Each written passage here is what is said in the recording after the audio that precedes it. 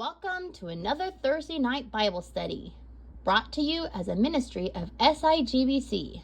Subject, and we're going to continue studying the subject of love in the days ahead and weeks ahead, but the passage in Romans chapter 13 verse 8 through 10 we conclude today. So you'll recall, very brief synopsis here, that we talked about the fact that all debts are meant to be repaid. So the Bible has these rules about if you borrow money, make sure you pay it back. And if someone needs to borrow money, make sure you are generous and willing to lend. And when you lend people money, don't expect it back, and you'll be happier. So these are the three principles of debt and repaying your debt. However, Paul is saying to the Romans, there is one debt that you will never be able to fully repay, and that is your debt of love to God. And in obedience to God, because of his love for you, the debt to love one another. And so he says, let no debt remain outstanding except the continuing debt to love one another. This is Romans chapter 13, verse 8. Now verse 9. The commandments, he continues in verse 8, for whoever loves others has fulfilled the law. The commandments: you shall not commit adultery, you shall not murder, you shall not steal, you shall not covet, and whatever other commands there may be are summed up in this one command: love your neighbor as yourself. Love does no harm to a neighbor, therefore love is the fulfillment of the law. In other words, as we love, we fully obey God, because our love is directed toward God because of his love for us, and our love is directed toward our fellow men because of God's desire that we love one another. As we mentioned last week, Jesus said, a new command I give you, that you love one another. As I have loved you, so you are to love one another. And by the way, by this shall all men know that you are my disciples, if you truly love one another. And 2 weeks ago, we saw that God desires that we repay all of our debts completely, except for one: our debt to love others. In other words, we have a continuous responsibility and duty and obligation to love others as God has loved us, which is basically what Paul is saying in verse 8, let no debt remain outstanding except the continuing debt to love one another, for whoever loves others has fulfilled the law. Second thing we saw was that God desires that we obey his moral will as an expression of our love for our neighbors. So he gave these commands: adultery, murder, stealing, coveting, and all the other commands. They're summed up in this one command: love your neighbor as yourself. And we talked a little bit last week about coveting and what coveting actually is and why it is wrong, because coveting is the opposite of love, because coveting says, I want what you have, with the consequence being that when I get it, you don't have it anymore. That's what coveting is all about. And we saw that in the Old Testament as well. Now, the third thing we're going to be looking at today is God desires that our actions be governed first and foremost on the reality that love, at least at the very bare minimum, does no harm to others. So, when we choose our actions, which are the expressions of our thoughts and our feelings, when we choose our actions, God desires that our actions be governed first and foremost on the reality that love at least does no harm. Which is what he's saying at the beginning of verse 10. Love does no harm to a neighbor. In the book of Proverbs chapter 3, verse 29, we read, do not plot harm against your neighbor who lives trustfully near you. In other words, trust is the basis for every single human relationship. And as we love, we do not plot harm. You know, in America there are the occasional riots that take place. And for some reason, riots inevitably, it seems, leads to looting. And looting involves people breaking into somebody's business and taking everything that they have. Now, the problem with this is, yes, maybe you have a legitimate gripe, maybe you have a legitimate social ill that you're trying to correct, but you're not acting in love, you're acting in self-centered thinking and self-centered feelings and therefore self-centered actions. So I'm going to get something for myself out of this, even though my cause may be good. So the very bare minimum, the standard is love does no harm to your neighbor. And so don't plot harm against your neighbor who lives trustfully near you. The basis for every single relationship, as I mentioned, is trust. And so a business can only function as it is able to trust the people who live in the community. If a business can no longer trust the people that live in the community, then that business cannot exist, because every business in the world functions on the basis of trusting one another. And you destroy a person's business, and you destroy a person's feelings, and you destroy a person's sense of security when you violate that trust. And so Proverbs 3:29, do not plot harm against your neighbor who lives trustfully near you.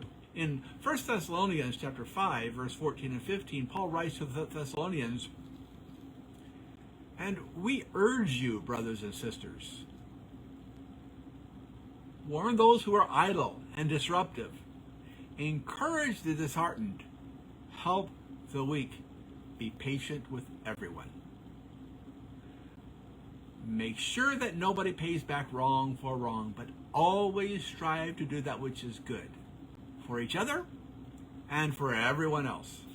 In other words, God's call is that love in action results in doing good for others. It's kind of the opposite of the bare minimum is causing no harm to others.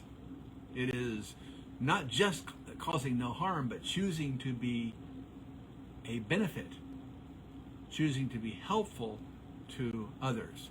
So he says, let me give you a few things to warn those who are idle or disruptive about. Instead of being idle, instead of being disruptive, instead of causing problems, try to focus on encouraging the disheartened. Try to focus on helping the weak, because sometimes people are the way they are because they are weak. Weak in their faith, weak in their self-control, weak physically maybe. And so he says, help the weak and be patient with everyone. And if we are patient with others, then even if we are wronged, we can do the fourth thing, which is make sure that nobody pays back wrong for wrong. Instead of paying back wrong when someone does wrong to us, always strive to do what is good for each other and for everyone else. And so basically, those who are in your family, do good for them. Those who are your relatives, do good to them. Those who are your close friends, do good to them. Those who are your neighbors who live near you, do good to them.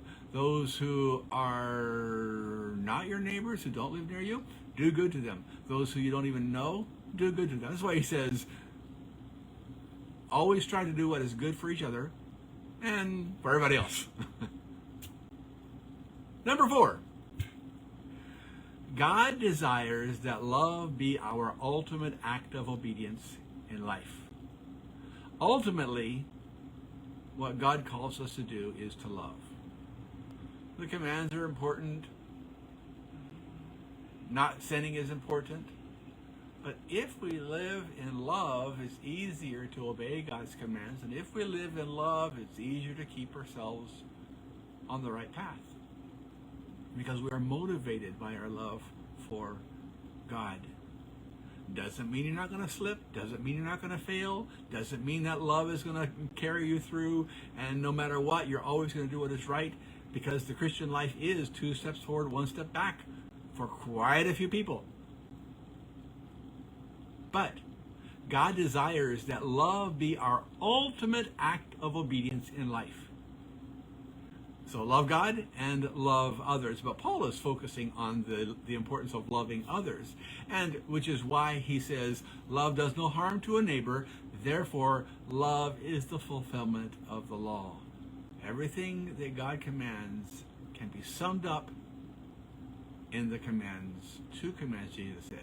Love the Lord your God with all your heart, soul, mind, and strength, and love your neighbor as yourself. James writes in James chapter 2, verses 8 through 10, if you really keep the royal law found in the scriptures, and the royal law is love your neighbor as yourself, you're doing right. But if you show favoritism, you sin and are convicted by the law as lawbreakers. For whoever keeps the whole law and yet stumbles in just one point is guilty of breaking all of them. And so, what one law should we be focused upon?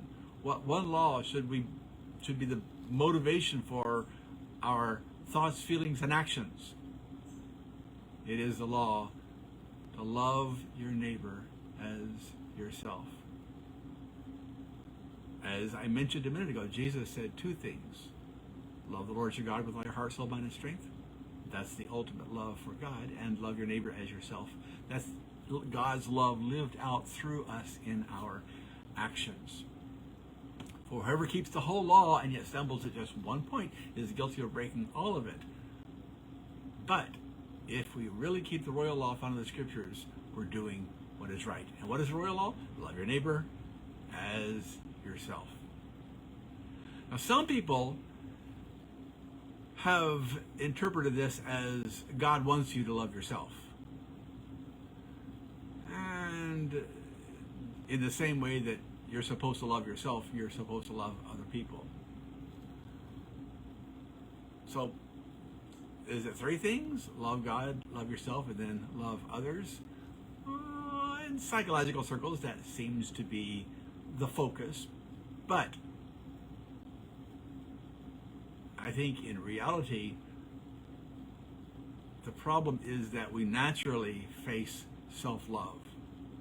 And so self-centeredness and arrogance and selfishness and pride, these things beset our hearts and our minds. And often we get wounded, we feel hurt because of self-centered thinking.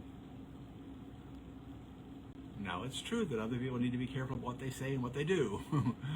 But if we're honest, we got to admit that the real reason often for our hurt feelings is because of our desire to protect the self.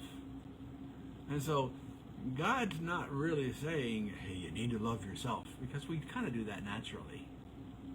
What God is saying is, if you focus on loving God, and then because you love God, you want to do what is right, you want to do what He says, and God says, love one another, then you're going to be happy, and you're going to actually love yourself more, because you're able to live a life that is happy and pleasing to God.